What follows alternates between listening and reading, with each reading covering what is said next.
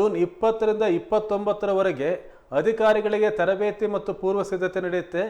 June 30ರಿಂದ July 29ರವರೆಗೆ ಮನೆ ಮನೆ ಭೇಟಿ ಮತ್ತು ಸಮೀಕ್ಷೆ ನಡೆಯುತ್ತೆ. ಆ ಬಳಿಕ ಆಗಸ್ಟ್ 5ರಂದು ಕರಡು ಮತದಾರರ ಪಟ್ಟಿ ಪ್ರಕಟಣೆ ಆಗುತ್ತೆ. ಆಗಸ್ಟ್ 5ರಿಂದ ಸೆಪ್ಟೆಂಬರ್ 4ರವರೆಗೆ ಆಕ್ಷೇಪಣೆ, ಹೊಸ ಸೇರ್ಪಡೆ, ತಿದ್ದುಪಡಿಗೆ ಅವಕಾಶ ನೀಡಲಾಗಿದೆ. ಅಂತಿಮ ಮತದಾರರ ಪಟ್ಟಿ ಅಕ್ಟೋಬರ್ 7ರಂದು ಪ್ರಕಟವಾಗುತ್ತೆ. ರಾಜ್ಯದಲ್ಲಿ ಒಟ್ಟು 5,00,00,000 2025ರ ಅಪ್ಡೇಟ್ ಪ್ರಕಾರ ರಾಜ್ಯದಲ್ಲಿ ಒಟ್ಟು 5,57,36,561 ಮತದಾರರಿದ್ದಾರೆ ಅಂತ ಹೇಳುತ್ತೆ ಈ ದಾಖಲೆ.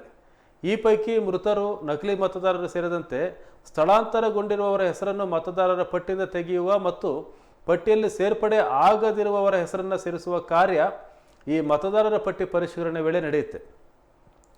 ಈ ವಿಶೇಷ ಪರಿಷ್ಕರಣೆ ದೇಶಾದ್ಯಂತ ಚರ್ಚೆ ನಡೀತಾ ಇದೆ. ಮತದಾರರ ಪಟ್ಟಿ ಪರಿಷ್ಕರಣೆ ಪಶ್ಚಿಮ ಬಂಗಾಳದಲ್ಲಂತೂ ಸಾಕಷ್ಟು ಚರ್ಚೆಗೆ ಕಾರಣವಾಗಿತ್ತು. ದೆಹಲಿಯಲ್ಲೂ ಸಹ, ಬಿಹಾರದಲ್ಲೂ ಸಹ ಭಾಳ ಚರ್ಚೆಗೆ ಕಾರಣ ಆಗಿತ್ತು. ಈಗ ಕರ್ನಾಟಕದಲ್ಲಿ 3ನೇ ಹಂತದ ಮತದಾರರ ಪಟ್ಟಿ ಪರಿಷ್ಕರಣೆಗೆ ಈಗ ಘೋಷಣೆಯಾಗಿದೆ.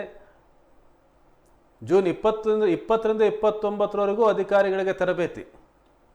ಜೂನ್ 30ರಿಂದ ಜುಲೈ 30, 1 ತಿಂಗಳವರೆಗೆ ಅಧಿಕಾರಿಗಳು ಮನೆ ಮನೆ ಭೇಟಿ ಕೊಡ್ತಾರೆ. ನಂತರ ಆಗಸ್ಟ್ 5ನೇ ತಾರೀಕು ಕರಡು ಮತದಾರರ ಪಟ್ಟಿ ಪ್ರಕಟಣೆ ಆಗುತ್ತೆ. ಆಗ ಎಲ್ಲ ಮತದಾರರು ಸಹ ನೋಡಬೇಕು ತಮ್ಮ ಹೆಸರು ಇದೆಯಾ ಇಲ್ವಾ ಅಂಥೇಳಿ. ಆಗಸ್ಟ್ ಇಲ್ಲ ಅಂದರೆ ಅದನ್ನು ಸೇರ್ಪಡೆ ಮಾಡ್ಕೊಳ್ಳೋಕ್ಕೂ ಸಹ ಅವಕಾಶ ಇದೆ. ಆಗಸ್ಟ್ 5ರಿಂದ ಸೆಪ್ಟೆಂಬರ್ 4, 1 ತಿಂಗಳ ಕಾಲ ಆಕ್ಷೇಪಣೆ, ಹೊಸ ಸೇರ್ಪಡೆ, ತಿದ್ದುಪಡಿ ಇದೆಲ್ಲದಕ್ಕೂ ಸಹ ಅವಕಾಶವನ್ನು ಕೊಡಲಾಗುತ್ತೆ.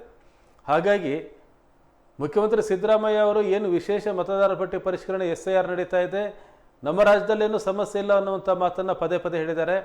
ಆದರೆ SIR ಬಗ್ಗೆ ಈಗಾಗಲೇ ಹಲವು ಚರ್ಚೆಗಳು, ಸಂವಾದಗಳು ನಡೀತಾ ಇವೆ.